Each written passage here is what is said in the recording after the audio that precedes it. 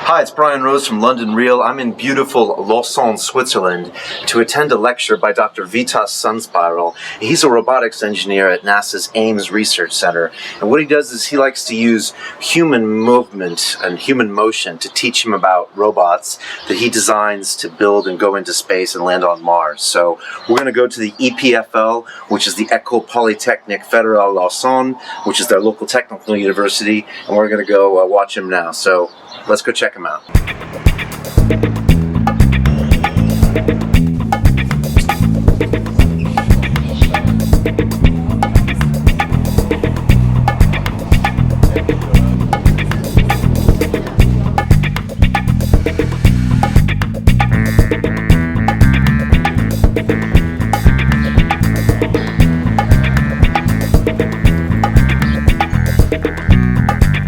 And first, to really understand my motivation here, I'm really interested in understanding how we think, how we feel, our intelligence, and how we, do everything that we do.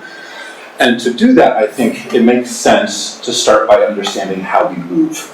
And that's from the basic assumption that the only reason to have a brain is to control motion, original. Now we appreciate art and all sorts of other wonderful things, but nature starts by the brain is a control system, for motion, and once the basics of that are evolved, it gets used again and again in more complex ways. And so, to understand the real fundamentals of motion is to get at the rest of the understanding of the brain. And the way I'm going to talk about this is, if we want to understand controlled motion, how we move, it's really important to start by understanding our physical system. What is it that you're moving? What is the structure? And there are some emerging ideas on our bodies that are very different from our natural assumptions of how we work.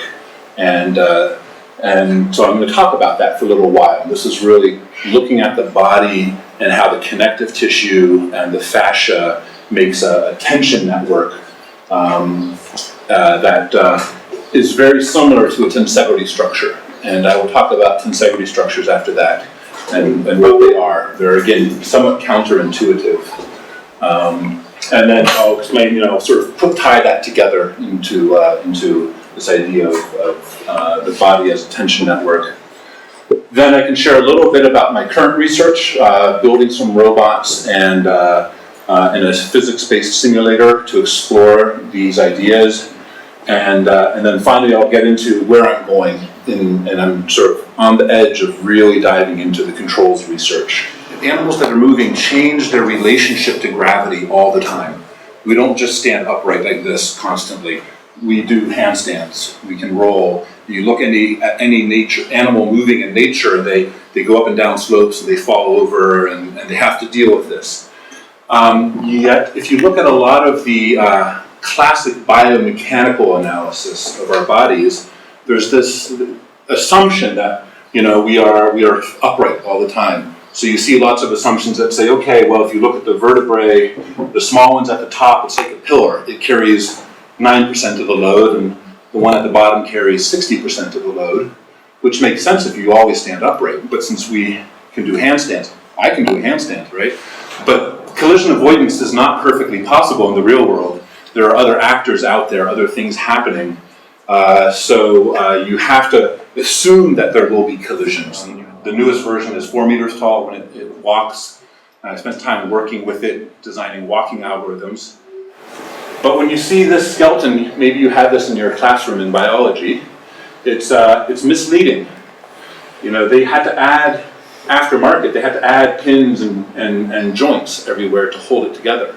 In the real skeleton, there's nothing that holds it together rigidly. It's all soft tissue. And this next picture is from an actual cadaver from a Body Worlds exhibit. And here you start seeing the fascia as a very large just structure that connects all throughout the whole region. And the muscles attached to it in different locations, and the bones are connected to it. The common view is that, vertebrae, disc, and the weight just passes through it. But if that's the case, then you wonder, well, why do sometimes we get bulging discs and other times not? What's the difference? And the difference is that under normal conditions, force should not pass compressively from the vertebrae to the disc to the vertebrae. The force should pass through the tension network and not compressively through those discs. You've all heard of a chicken with its head cut off, and it's a funny joke, but it's real. And what happens when you cut the head of the chicken off is it runs around like crazy. So it's worth thinking about where the chicken is going is now random. It doesn't have intention. It doesn't have a goal-seeking behavior. It doesn't know where in the world it's headed. But to run around is a highly coordinated action. This is the example of the cat that has had its brainstem severed but kept alive. And you'll see that as it walks on this treadmill, it has entirely different gaits.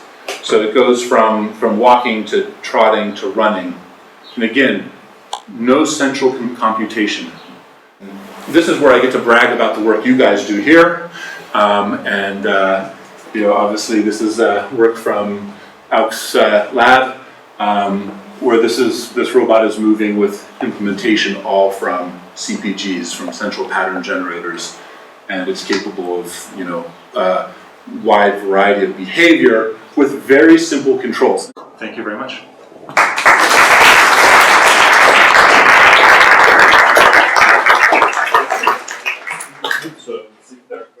Hi, it's Brian Rose from London Real, and I'm here with Dr. Vytas SunSpiral, who's a robotic engineer with NASA at the Ames Research Center. And I just watched him give a talk at the EPFL, which is the École Polytechnique Fédérale Lausanne.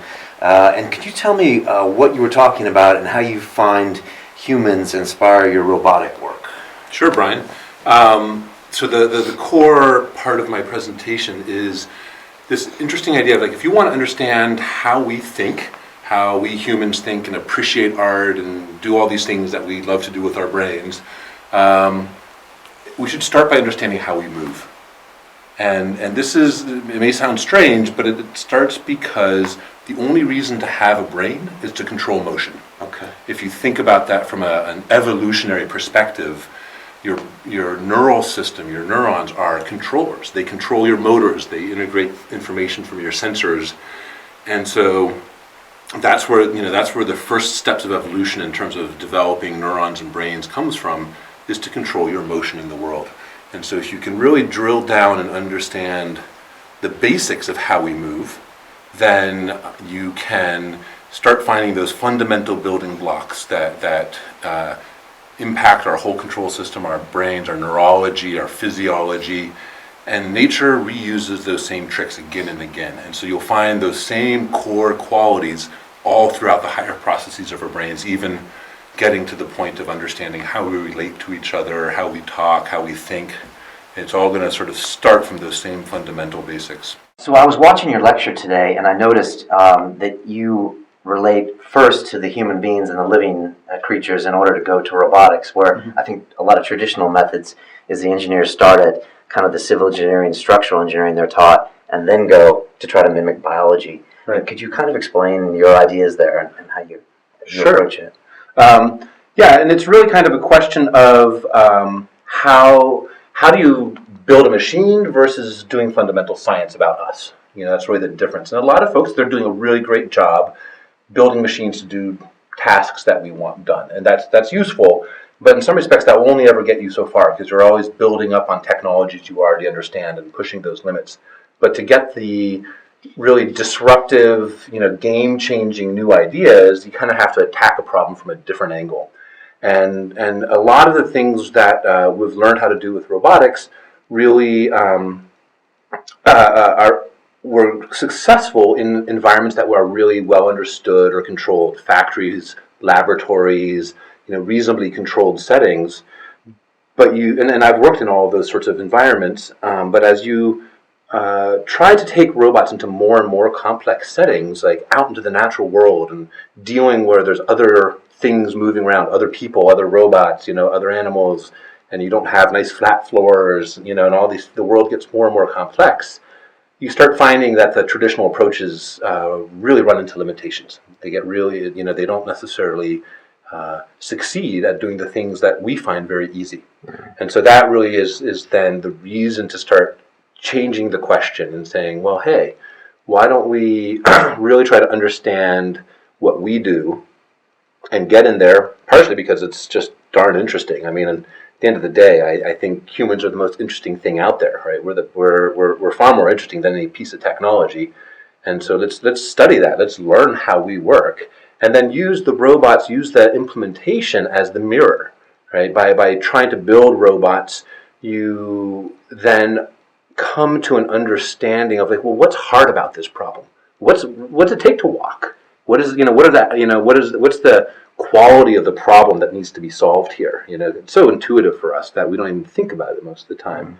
So building the robots sort of lets us understand what's even the nature of the problem, and then we can look back at our own biology, our own physiology and neurology, and start saying, oh, maybe that's part of the answer, and pull inspiration and ideas from a study of ourselves. Wow. Now, when your work at NASA, are you trying to build a lot of these robotics that are then going to go land on Mars someday, or what are some of your end goals when you build these robots? Well, first of all, my work at NASA, I should say, is I'm involved in quite a number of projects, including other robots that are, free-flying robots in the International Space Station and robotic systems for planetary exploration. We do a lot of different things there, and it's good to sort of have a hand in a lot of different projects. My particular interest in these tensegrity robots and looking at the body as a tension network really comes from the question of how do you build robots that are going to really manipulate and touch and interact with the world and walk in the world in ways that are going to be very energy efficient. And that's one of the challenges for NASA, is that our robots have to be lightweight because we launch them into space, and we have very limited amounts of power, right? Because if you're going to send a big battery up or a solar panel or whatever, you're going to have limited power, not like here where you can just plug into an electrical grid and have as much as you need. So looking at new ways to build robots that are very lightweight, that can be compact and then deployed, so that you can launch them into a small size and then have them get bigger once they're in space. These are qualities that you can also see, and I didn't talk about it during the lecture, but these are qualities that are part of the tensegrity robotic concepts that I've been discussing. And because they can be such lightweight structures, it takes less energy to move them. And some of the ideas I talk about in the presentation were how we can use things like oscillation, how we can use the vibratory nature of these robots to generate motion. So you can maybe excite that oscillatory nature of the structure to get it to move, and that can become a really energy efficient way to move. And so those are some of the reasons why NASA is interested in this, so that we can build efficient robots to do, at this point, whatever we may want to do: exploration, manipulation, deployment of large structures like space antennas and whatnot. At this point, I'm really looking at the fundamental science of it, and I'm not pushing too hard on the specific applications. I have some ideas of some nice projects to deal with it, but sometimes you just have to really start with the core science and then worry about the deployment later. Okay. Do you watch the Olympics or watch the Ultimate Fighting Championship, or do you watch humans do different movements and then kind of get inspired or get ideas from that? Absolutely. A lot of the work I'm doing is really me integrating both my professional intellectual career of robotics with my own personal exploration. I love to do martial arts and yoga and dance and all sorts of sort of trained and very physical activities. And when you really take your own physical activity to a very advanced level, you start getting insights into how you move. You can only be a great martial artist if you really understand how to generate speed and force and power with your body. And you can only really do you can only advance in yoga so far if you really understand some of the alignment and some of the subtle details of how you can rotate parts of your body to expand your range of motion, and how the chain of connection in your body works, so that even when you're trying to do a forward bend, what you're doing with your feet changes how you move, and how that's all connected. And so it's by combining these different aspects of my life, right? My own personal experience of motion and sports, and martial arts and yoga, with the analytics of robotics that's now kind of coming out in this research area that I've been discussing. I did some shadow boxing after your lecture, and I was thinking to myself, is it the fascia? The fascia, that's what you call it. Yeah. The fibers that were pulling my leg around to throw like a tie kick. And I was thinking how you were saying that the bones weren't actually touching each other in a body, so you're not necessarily having everything in compressive force. And right. It was really what I was thinking. I had to be on my toes when I throw a punch, and I was just thinking of so many degrees of freedom that the human body has that I don't really think about. Yes. And I think having that knowledge might make me actually practice martial arts differently. It really could. I mean, I certainly find it useful for me to understand how we move, and it gives me a better model of how to move myself. And that's the interesting thing about it. We don't control motion consciously by saying, okay, motor number 37, turn on. No, okay, motor 38, go. It's not like that. We, due to the complexity of our body, we use very abstract imagery to control our own motion. We use very abstract visions of like, well, I want to move, in a spiral this way, or I want to. I think about motion, like as I'm just sitting here, I can just think about, the energy flowing down my back, and that causes my shoulder blades to go back, and that changes my whole structure here and the power in my shoulders, and it can set me up for a different type of strike than I would if I were just slumped like that, So by having a different understanding of how your body works, you also then can have a different visualization. By changing your visualizations, you can make more effective motion. Wow. Just by how you see it. That's interesting. I mean, how do you apply that to a robotics perspective? I mean, I think my jiu-jitsu instructor always said, posture, Brian, it's posture, everything. Whoever controls the other guy's posture wins. Mm-hmm. I mean, how do you relate something like posture, which is very abstract, into a robotic framework? Right. Well, so the reason why he's saying posture is what helps you win is because if you have good awareness of the alignment in your body, you can really maximize your force production and maximize your stability. Final question. You have the coolest surname I've ever heard. It's SunSpiral. Yeah. How did you get that? Well, I got that because when my lovely wife Claire and I decided to get married, we're both awesome people. She's an amazing human being. I have enormous respect for her. And so we felt that giving up one person's name for the other, as this tradition, didn't seem right. We're equals. And so what are we going to do? Hyphenation, putting our two last names together with a hyphen, it's a one-generation hack that's non-extensible.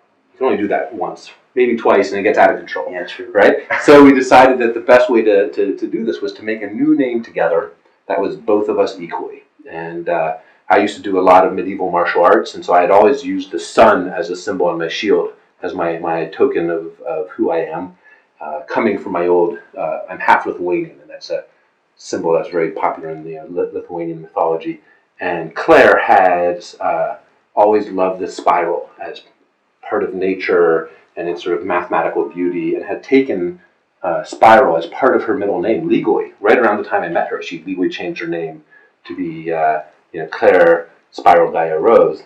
And so then when we got married, we took these different symbols and played around with it for a while, and eventually came up with SunSpiral as our new family name. Wow. That's a cool name. And a cool sister. Cool wife, who is also my sister. So I have the coolest brother-in-law ever. Anyway, well, I'd like to invite you to London sometime to come on the show so we can get a full hour with you on London Real. But thanks so much for the time. Thanks for letting us film you today. Sure thing. And I appreciate it. Brian. It's been fun. All right, take care. And we'll see you next time. Until then, it's about the journey.